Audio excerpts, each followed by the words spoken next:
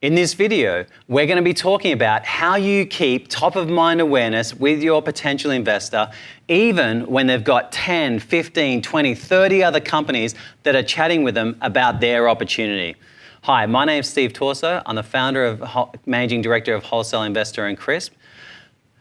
So let's break down these three different elements that you need. Now, as I've mentioned in previous videos, capital raising is a marketing and sales process, and you need to think about it like that. So the first step is about how you attract awareness and interest in your business, and then the second step is about how you then convert from into your deal room, then into a transaction, right? And to me, I always focus on the process, right? So not talking about valuation or any of that sort of stuff, right? Just focusing specifically on the process. So what we highly recommend to companies is you need to take the old rule of thumb from marketing where you want to figure out a way to how you can have 7 different touch points with a potential investor during your actual capital raising process.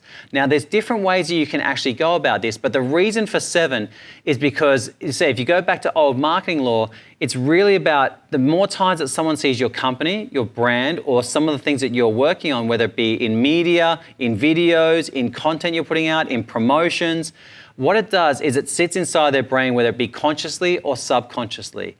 And it's one of the ways that you find that you can actually stand out from other companies. So that's why I always highly recommend for companies doing their best to get involved in startup media or getting awareness in startup media or in industry media or even in traditional media, right? So think about this. So repetition is super important. 7 touch points with an investor during your capital raising process. That can be done, as I said, via media, via webinars, via one-on-one discussions, via news announcements that you're putting out. It can be via pitch events that you're getting involved with and inviting them to.